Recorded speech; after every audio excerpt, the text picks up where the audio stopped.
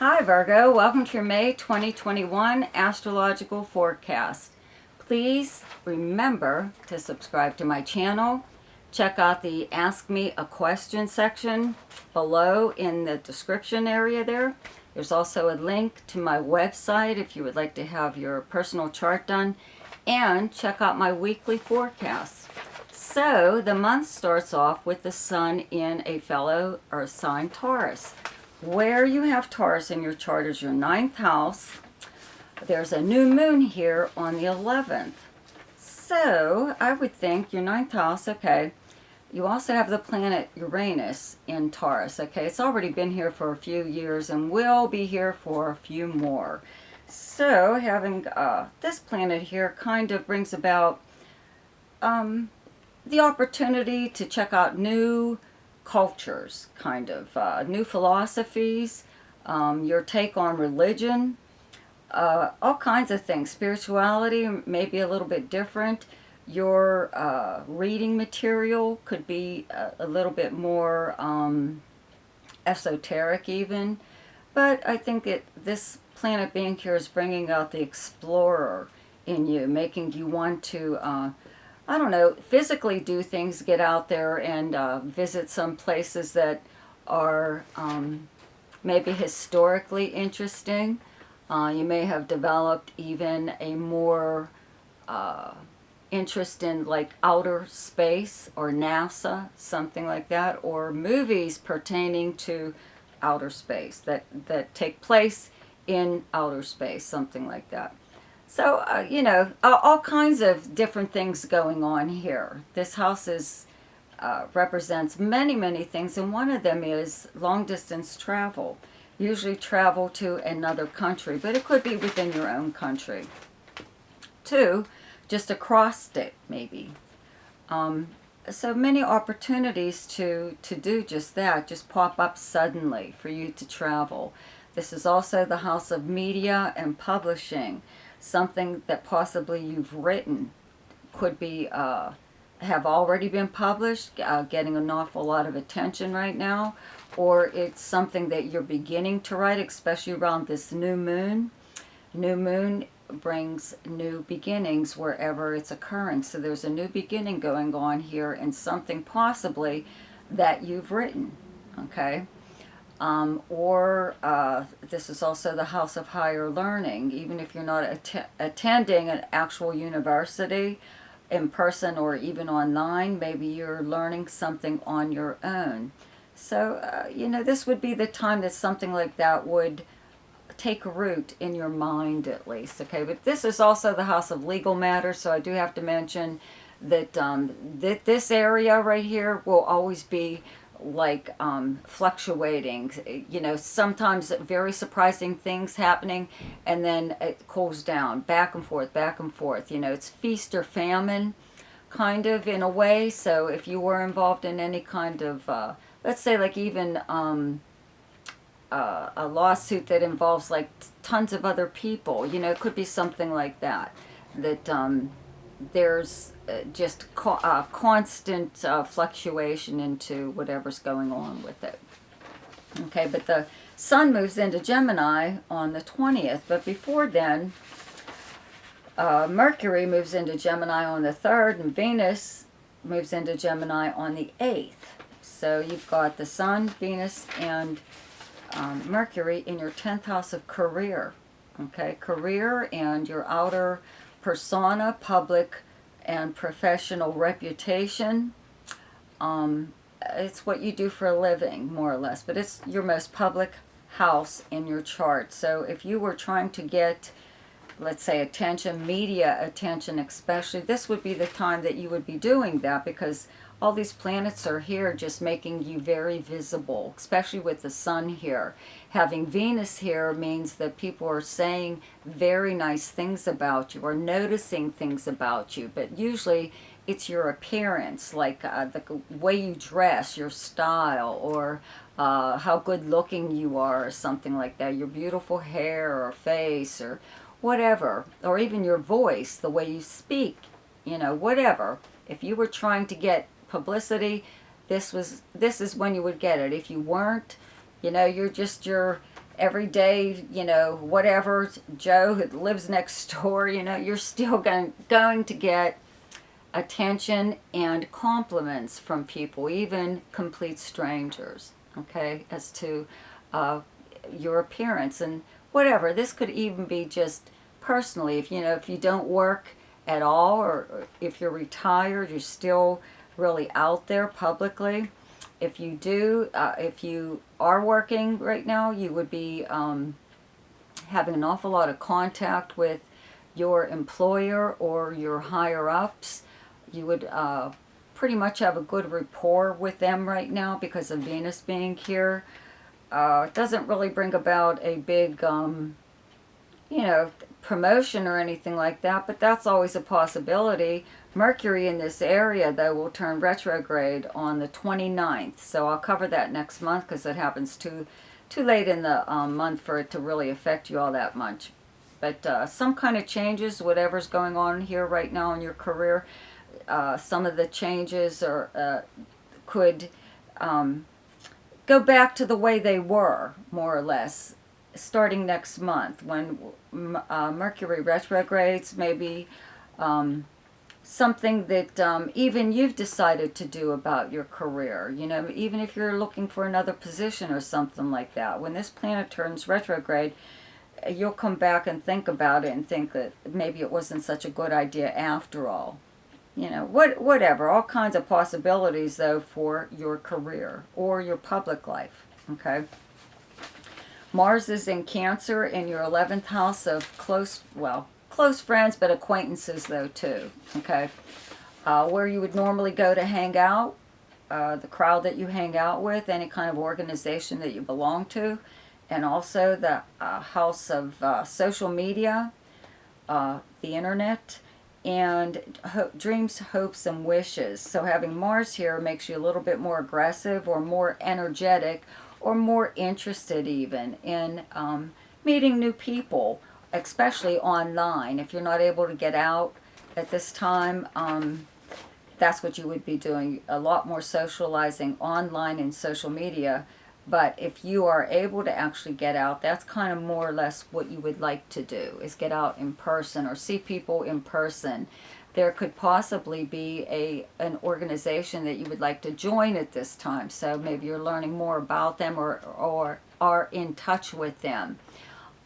Maybe somewhere down the line you will join them, especially when planets move here into Cancer. But right now you're just like kind of checking them out. But you're really active in wanting to get out there and do stuff. Okay? There's actually a full moon in the sign of Sagittarius on the 26th. It's a full moon lunar eclipse in your 4th house where you have the sign of Sagittarius. Okay? It's directly across from your 10th house of Gemini. Okay? 10th house of career and outer persona, public persona. So around this time, something could occur possibly in your family life, your home life, your personal life, whatever, that is far more important than your career right now.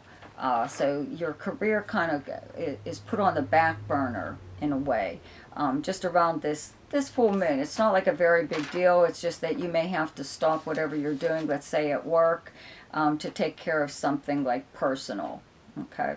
The planet Pluto is in Capricorn, where you have Capricorn in your chart as your 5th house. Pluto went retrograde at the end of April. Okay, your 5th house is directly across from your 11th house of Cancer, where you have Mars transiting right now, right? So, when this planet turns retrograde, when Pluto turns retrograde in your 5th house, is when you will, start to review every 5th house thing. Okay, romance. This house is governed by romance, creativity, children, fun of any kind, whatever. That's the main thing that it is, though, is romance and amusements of any kind, but also children. Excuse me. So having Mars in your 11th house, making you very, or at least wanting to be very active in socializing and meeting new people, you know, you could just possibly, and even again around that full moon of the 26th, okay, run into somebody from your past. It could be someone you used to date, or it could be a very serious relationship that you have with someone. You could run into them socially while you're out in public or something like that. Or you could run into them online in social media, or if you are attending any kind of gathering. Okay, you could run into, just again, somebody from your past. Doesn't necessarily have to be unpleasant, but it could be a bit of a surprise for you. Okay. On the 23rd, Saturn turns retrograde, and where you have Saturn in your chart is your 6th house of Aquarius. Okay, the planet Jupiter is here, but it is moving into Pisces briefly on the 13th, and I'll get to that in a minute. But for now, you have Saturn still in Aquarius in your 6th house of the workplace and the kind of work that you do, your co-workers, your schedule, your everyday life, pretty much. Even the building that you work in, or even if you work at home, or if you don't work at all, this is your house of health and your house of service to others. Okay, so as far as service to others goes, you may have some kind of arrangement with someone. I call it a 50-50 thing, okay, where you do something for someone and they do something for you because you both need this thing done, okay? You both need help in a certain area of your life, so it works out for both of you, okay? Now, when this planet turns retrograde, maybe it's not working out so well, or you're discovering that it isn't all what you thought it would be. Maybe you are doing far more than you're supposed to be, and it's like too much for you. You know, that's not what you agreed to, but you seem to be doing a little bit more than you should. Same thing with the workplace, you know, like somebody's dumping all kinds of stuff on you. You know, with Jupiter here, when it's in Aquarius, because when it leaves Pisces, that brief period, it goes right back into Aquarius till the end of the year, okay? So it's going to be here, and Jupiter usually brings somebody new into the workplace, but it's somebody that's good for you. You know, it could be a boss, could be a coworker, some kind of new policy even, new client, you know, whatever. But it's moving, like I said. It's moving out of here briefly. So you're just going to have Saturn here, and so you might have to deal with, you know, somebody who's very unpleasant, or you might see, like, people being let go at work, and maybe you're having to take on all their work rather than, obviously they're not going to hire anybody to replace them, right? So they just dump everything on you and your fellow co-workers or whatever. So something like this could happen. As far as your health goes, this would be the time that you would really check out anything that you feel may be wrong. If something doesn't feel right to you, you know, this would be the best time to see a doctor, right? So Jupiter does, though, move into Pisces on the 13th, and will be here up until July 28th. Okay, so it's very brief, but it is in your 7th house of partnerships, romantic, business, close friends, anything. Brings about a very, very nice opportunity to bring about a very good relationship. Okay, the planet Neptune is already transiting here, and the combination of these two planets together brings about a really dreamy kind of quality to you. It's like in your relationships. Okay, you may be romantically involved with someone and just think that they're, you know, so wonderful. Okay, maybe they are. But when Neptune's here, remember, Neptune kind of rules illusion, and a lot of times you're not seeing your partner clearly. You're seeing them as you want them to be, okay? Not necessarily how they really are. But this will give you an idea of what to expect whenever Jupiter moves into Pisces fully at the end of December into next year. Okay, this brief period will give you a little bit of an idea. Even though it's like in very low degrees, it still may affect you in one way or other.